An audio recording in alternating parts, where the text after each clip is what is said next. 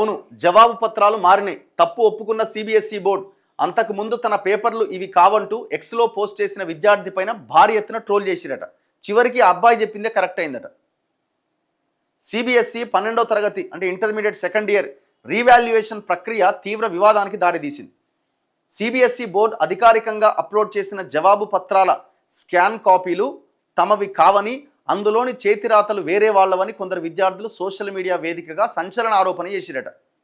అంటే ఏవైతే వీళ్ళు ఎగ్జామ్ రాసిన పేపర్స్ ఉంటాయో రీవాల్యుయేషన్కి అప్లై చేస్తారు కదా, అప్లై చేసినప్పుడు ఏవైతే పేపర్స్ అప్లోడ్ చేసిరో అసలు ఆ పేపరే నాది కాదు, ఆ రైటింగే నాది కాదు, వేరే వాళ్ళది నా పేరు మీద అప్లోడ్ చేసిర్రు అని చాలామంది ఈ ఆరోపణ చేస్తే వాళ్ళ మీదనే పెద్ద ఎత్తున దాడి చేసిర్రు. పరీక్షల మూల్యాంకనంలో అంటే వాల్యుయేషన్లో ప్రవేశపెట్టిన ఆన్ స్క్రీన్ మార్కింగ్ విధానంలో జరిగిన సాంకేతిక లోపాల వల్లే విద్యార్థుల పేర్లు పరస్పరం తారుమారయ్యాయనే అనుమానాలు వ్యక్తమవుతున్నాయి. దీనిపై స్పందించిన సిబిఎస్ఈ బోర్డు పేపర్లు తారుమారవడం వాస్తవమే అని అంగీకరిస్తూ నష్ట నివారణ చర్యలు ప్రారంభించింది. ఢిల్లీకి చెందిన వేదాంత్ అనే 12వ తరగతి విద్యార్థి తన ఎక్స్ ఖాతాలో పెట్టిన పోస్టుతో ఈ వ్యవహారం వెలుగులోకి వచ్చింది. ఫిజిక్స్లో ఆశించిన దానికంటే తక్కువ మార్కులు రావడంతో వేదాంత్ రీవాల్యుయేషన్ ఫోటో కాపీ కోసం దరఖాస్తు చేసుకున్నాడు. అంటే ఆ కాపీ కావాలని. అయితే బోర్డు ఇచ్చిన కాపీ తనది కాదని ఎక్స్లో పోస్ట్ చేసిండు. ఈ సమస్యను వెలుగులోకి తెచ్చేందుకు వేదాంత్ కుటుంబం కొత్తగా ఒక ఎక్స్ ఖాతా తెరిచింది. దాని లొకేషన్ సౌత్ ఏషియా అని చూపించింది. దీంతో కొందరు నెటిజన్లతో పాటు దూరదర్శన్ యాంకర్ అశోక్ శ్రీవాస్తవ్ వేదాంత్ను ట్రోల్ చేసిండు.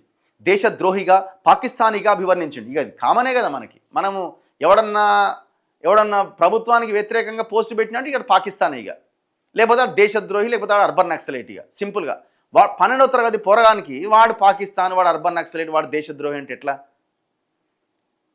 ఎగ్జామ్ రాస్తే నాకు మార్కులు తక్కువ వచ్చినాయి, నేను రాసిన పేపర్ ఏందో నాకు ఇవ్వండి అని అడిగితే ఆయన పేరు మీద ఉన్న పేపర్ కాకుండా ఎవందో పేపర్ ఇస్తే, అరే ఈ పేపర్ నాది కాదు నాయన, ఈ మార్కులు నాయి కావని మొత్తుకుంటుంటే, అరే తప్పుది, నువ్వు దేశద్రోహి, నువ్వు పాకిస్తానోడివి.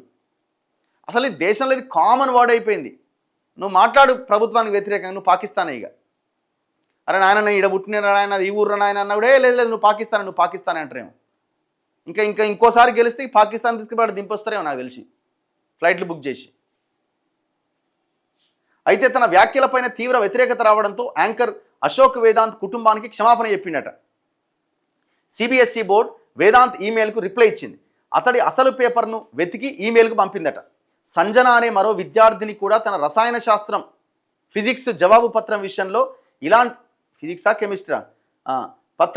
ఇలాంటి ఆరోపణలే చేసింది. మరికొందరు విద్యార్థులు కూడా తమ పేర్లు మసకగా స్కాన్ అవ్వడం, పేజీలు మిస్ అవ్వడం పైన ఫిర్యాదు చేస్తున్నారట. మొన్న నీట్ పేపర్ లీక్ అయింది, 23 లక్షల మంది జీవితాలను రోడ్డు మీద పడేసారు. ఇప్పుడు ఇవాళ ఇంటర్మీడియట్ సిబిఎస్ఈ ఎగ్జామ్ కూడా ఇదే పరిస్థితి. అంటే మీ వాల్యుయేషనే ఎంత దరిద్రంగా ఉందని అర్థమవుతుంది. అంటే ఎంతమంది జీవితాలతో ఆడుకున్నారు మీరు? ఎంతమంది జీవితాలతో ఆడుకున్నారు? అసలు ఏ గవర్నమెంట్కి సంబంధించిన బోర్డు అయినా సరిగ్గా పనిచేస్తుందా?